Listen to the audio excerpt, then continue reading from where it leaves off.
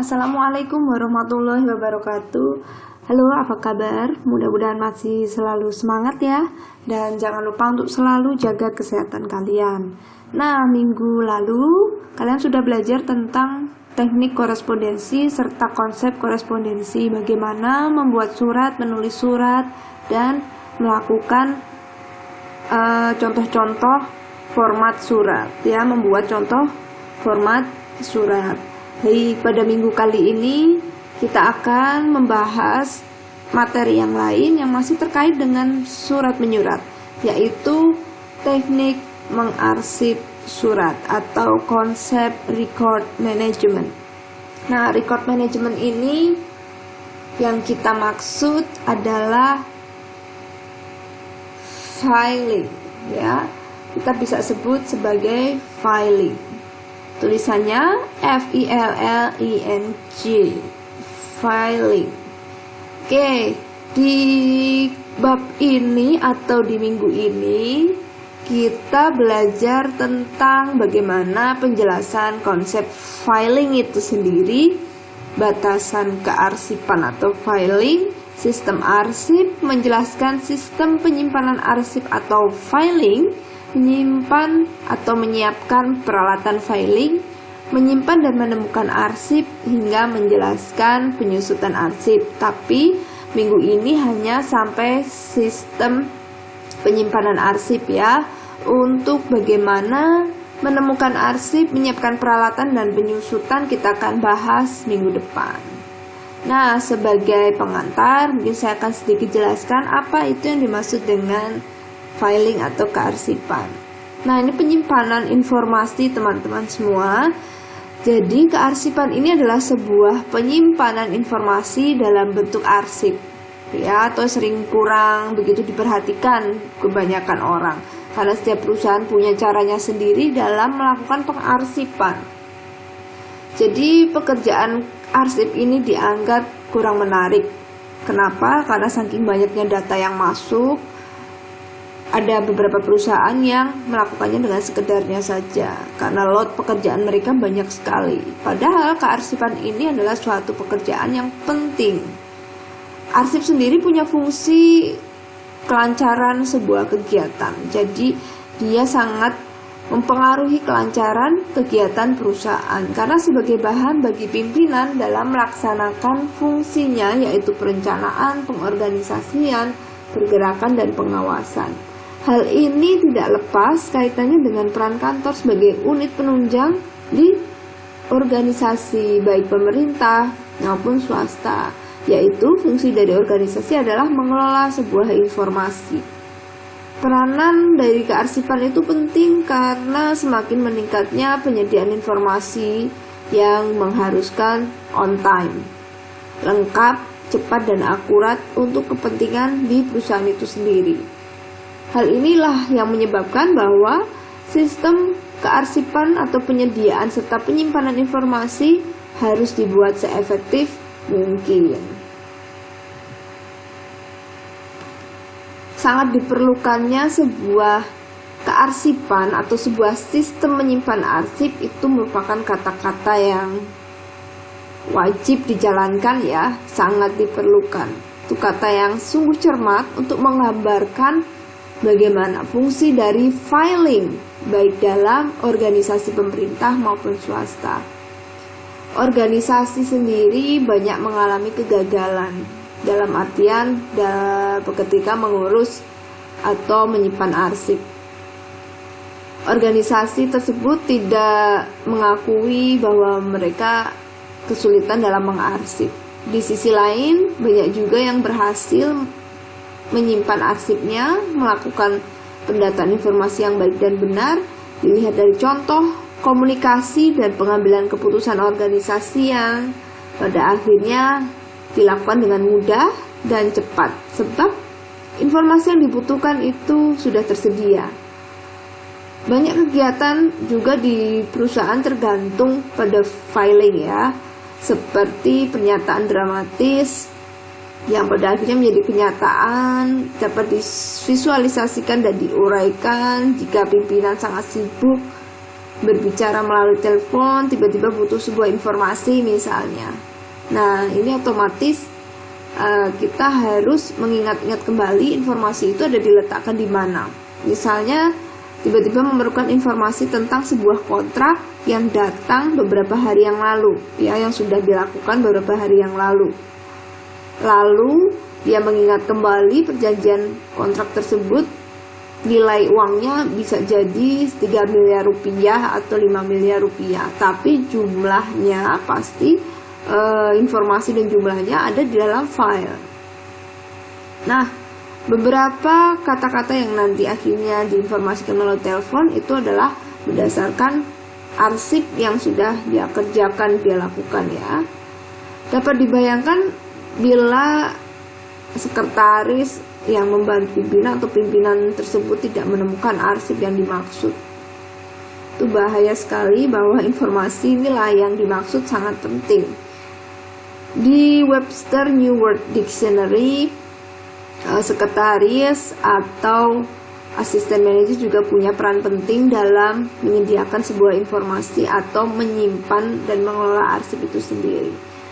Bahkan secretary atau manager assistants itu memiliki definitions, yaitu one who keeps record, handles this correspondence for an organizations or persons. Jadi sekretaris di sini juga punya peran penting karena dia merupakan bagian dari organisasi, yang dapat diartikan dia adalah seseorang yang bertanggung jawab atas penanganan informasi bagi suatu organisasi secara keseluruhan untuk seseorang. Karena tugas sekretaris itu adalah mengassist atau mendampingi, menyempurnakan pekerjaan dari seorang pimpinan. Nah, filing ini harus dilakukan dengan tepat, ya. Filing harus dilakukan dengan tepat karena merupakan suatu tempat yang digunakan menyimpan bahan-bahan dengan aman. Maka filing dapat dianggap sebagai sebuah pusat ingatan dari organisasi atau perusahaan, sehingga nggak selalu seseorang itu bisa mengingat sebuah peristiwa atau kejadian. Maka perlu ada namanya filing yang merupakan bagian dari perusahaan itu sendiri, sehingga harus disusun dengan baik, dengan sempurna di perusahaan. Nah, karena ini penting, maka seorang asisten manajer atau secretary, ya, berperan juga membantu pimpinan, memiliki sifatnya yang urgent. Dia harus melaksanakan tugas dari filing ini sendiri secara efektif dan efisien.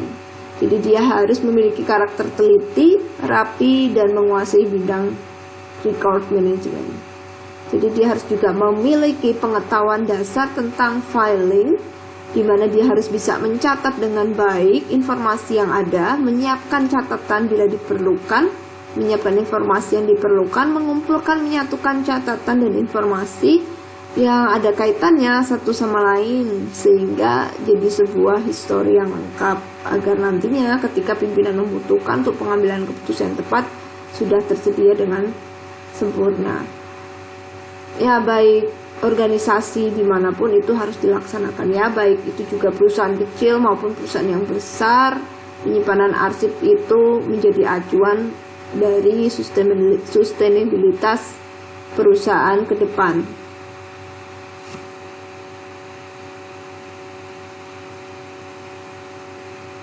Ada juga beberapa ilustrasi tentang pentingnya arsip.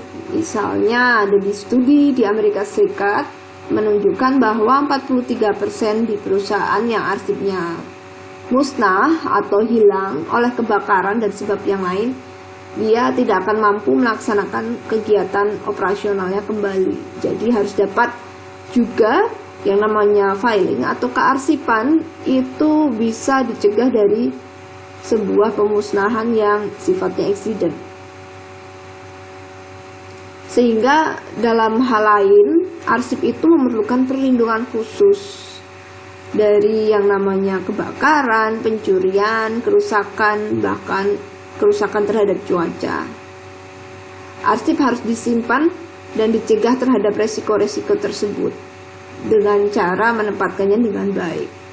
Jika kita salah melakukan filing atau memfile arsip, menyebabkan kerugian organisasi yang jumlahnya bisa lebih dari ratusan juta rupiah. Karena ini adalah sebuah kesempatan yang istilahnya kesempatan yang buruk ya, yang bisa saja ini terjadi.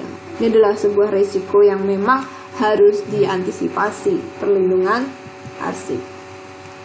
Sedangkan arsip itu menurut pasal 1 Undang-Undang 7 tahun 71 adalah sebuah naskah atau kumpulan naskah yang dibuat dan diterima oleh lembaga-lembaga negara dan badan-badan pemerintah, baik swasta juga maupun perorangan, dan merupakan sebuah naskah yang corak atau budayanya memiliki keadaan yang single atau tunggal yang dilakukan oleh satu orang atau sekelompok orang, digunakan untuk kegiatan administrasi sehari-hari. Jadi secara sederhana, arsip dapat diartikan sebagai bentuk naskah mengandung berbagai informasi, berbagai fakta yang relevan, yang nyambung dengan kegiatan organisasi, sehingga harus diputuskan untuk disimpan karena ada kemungkinan memiliki manfaat bagi perusahaan di masa mendatang. Tujuan dari kearsipan itu sendiri, yang pertama sebagai referensi bila diperlukan untuk keterangan di masa mendatang. Sedangkan yang kedua, mensupport atau memberikan data informasi kepada pimpinan ya, atau memiliki wewenang, seseorang memiliki kewenangan dalam pengambilan keputusan mengenai hasil kerja di masa lalu, sehingga sebagai dasar pengambilan keputusan di masa depan. Jadi isinya itu merupakan hasil peristiwa di masa lalu seperti perjanjian kontrak misalnya, dan nanti ke depannya akan digunakan kembali memang apabila dibutuhkan. Yang ketiga adalah memberikan keterangan-keterangan yang sangat penting sekali, misalnya sebagai bukti sesuai dengan ketentuan hukum.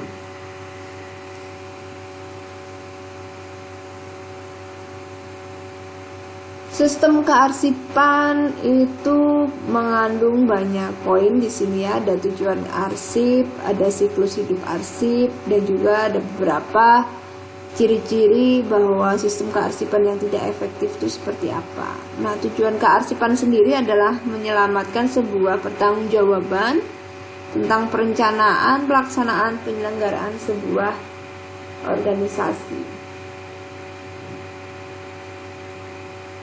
Jika dikaitkan dengan tujuan arsip itu sendiri, secara umum kearsipan memiliki sasaran memberikan pelayanan, melakukan penyimpanan, dan mampu menyediakan informasi yang tepat, akurat, lengkap, relevan, serta tepat waktu hingga efisien atau biayanya rendah dan bisa ditekan. Sedangkan siklus hidup arsip ada beberapa tahapan ya. Yang pertama, tidak lepas kaitannya dengan siklus ini sendiri, secara umum yang namanya penyimpanan sebuah file itu melalui tahap awal, yaitu penciptaan, di mana arsip itu dibuat lalu digunakan untuk media penyampaian informasi sebagai dasar perencanaan, pengorganisasi, pengambilan keputusan, serta pengawasan. Nah, ada dua cara arsip diciptakan. Pertama, diterima dari organisasi atau seseorang dari luar organisasi. Kedua, diciptakan internal sendiri di organisasi oleh satu orang itu atau sekelompok orang di organisasi. Penciptaan arsip eksternal contohnya adalah surat, laporan, formulir, tidak dalam kontrol kendali dari organisasi itu sendiri sifatnya ya. Dan arsip ini diciptakan oleh orang lain, bukan dari perusahaan itu sendiri. Nah, penciptaan arsip yang dari dalam itu dikontrol oleh organisasi itu sendiri, yang memang diciptakan oleh organisasi, dari dalam organisasi. Sedangkan tahap pemanfaatan arsip di tahap ini dikategorikan bahwa arsip yang sedang diciptakan adalah atau yang dimanfaatkan adalah arsip yang dinamis, arsip yang masih digunakan langsung sehari-hari, yang saat ini menjadi pensupport dari penyelenggaraan administrasi dan operasional perusahaan. Selanjutnya, arsip dinamis ini yang saat ini masih dipakai bisa lagi dikategorikan sebagai arsip dinamis yang aktif, yang frekuensi penggunaannya sangat tinggi, sehari-hari masih sering dipakai terus-menerus. Sedangkan yang inaktif, yang frekuensi penggunaannya sudah mulai menurun dari penggunaan keseharian. Lalu yang ketiga ada tahap penyimpanan dan penemuan kembali arsip. Nah, arsip yang disimpan untuk tujuan digunakan kembali sewaktu-waktu dibutuhkan di kemudian hari, ini perlu disimpan dengan baik ya. Ingat bahwa ada yang namanya to file and to find, jadi harus disimpan dengan baik, dan bagaimana mencarinya nanti juga bisa dicari dengan mudah. Lalu tahap berikutnya keempat, yaitu tahap pemindahan di siklus hidup arsip, ada disebut tahap pemindahan. Nah, di kurun penyimpanan arsip mungkin saja arsip akan dicari terus-menerus. Ini disebut dengan arsip aktif ya, dinamis aktif yang tadi sudah dijelaskan. Tapi tidak selalu secara terus-menerus digunakan, maka perlu dimusnahkan ya. Pada akhirnya arsip itu tidak akan terus-menerus lagi digunakan karena mungkin waktu juga menuntut dia, informasinya sudah usang, sudah tidak dipakai, sehingga perlu pertimbangan pertama dipindahkan menjadi inaktif atau tetap masih di ruang lingkup kantor. Jadi perlu pertimbangan apakah nanti digeser ke kategori inaktif sehingga penyimpanannya di tempat yang berbeda. Lalu tahap terakhir adalah pemusnahan. Ini adalah tahap terakhir dari siklus hidup arsip. Ada cara yang beragam ketika kita menghilangkan arsip. Yang sederhana pertama dengan cara dihancurkan ke tempat sampah atau di shredder. Ada mesin shredder ya, ada pemotong kertas jadi kecil sekali seperti recycle bin itu. Lalu cara yang kompleks, cara kompleks seperti tadi shredders, atau dimusnahkan sehingga tidak ada lagi sisanya, karena ini merupakan hal-hal yang penting ya, merupakan catatan penting bagi perusahaan itu sendiri. Nah, kelima tahap ini biasanya dilalui oleh semua jenis arsip. Jika salah satu atau tahap ini kurang atau ditangani tidak serius atau tidak dilakukan dengan efektif, maka semua sistem tidak bisa berjalan dengan baik, yaitu sistem operasional perusahaan. Nah, ciri-ciri atau indikasi bagaimana sistem kearsipan yang kurang efektif itu, satu adalah sulit kembali mencari arsip. Ya, misalnya di mana informasi yang kita butuhkan tidak bisa ditemukan, berarti dia nyimpennya tidak baik. Jadi kalian mulai mengevaluasi diri, kalian juga perlu namanya melatih melakukan sebuah record management dari data-data pribadi kalian, mulai dari ijazah kalian, KTP, KK, kalian juga punya salinannya, misalnya ada surat akta lahir ya. Kalau semakin kompleks nanti, semakin dewasa, ketika sudah berumah tangga, kita pasti punya surat nikah ya, surat kartu suami, kartu istri kalau jadi pegawai negeri ya, ada surat juga kontrak rumah, misalnya ngontrak rumah, surat jual beli tanah, surat warisan. Nah, itu harus diarsip dengan rapi. Karena apa? Suatu saat kalian mau pergi ke luar negeri misalnya, atau ini mengurus pernikahan anak misalnya, itu kalian membutuhkan arsip kembali, membutuhkan file Anda kembali. Dan ketika Anda mencarinya adalah repot, bingung di mana saya meletakkannya, saya lupa. Ketika mau pengangkatan promosi, membutuhkan data-data Anda kembali ya, data-data tentang SK, surat keputusan ya, surat-surat tentang reward Anda selama ini mendapatkan apa, portofolinya kemana. Nah, ini artinya adalah gejala bahwa Anda sendiri tidak mampu mengarsip dengan baik. Jadi selama ini ada yang salah dengan sistem kearsipan yang kita lakukan. Begitu halnya dengan perusahaan, ketika dia ada suatu event, dia mau membeli perusahaan lain atau merger dengan perusahaan lain atau membuka cabang baru, membutuhkan data-data tentang tingkat penjualan, data-data tentang pajak, sedangkan mencari data-data itu adalah susah sekali atau lupa atau bagaimana ketelingsut ya, orang Jawa sekarang bilangnya ketelingsut atau lupa. Nah, ini adalah gejala bahwa dia tidak efektif perusahaan ini ketika mengelola sistem kearsipan. Lalu yang kedua adalah hilangnya arsip yang penting. Ini berarti ada gejala tidak efektif. Yang ketiga, banjir arsip, artinya di satu tempat dia menyimpan banyak arsip atau arsip-arsip yang sama ya, double informasi di satu lokasi.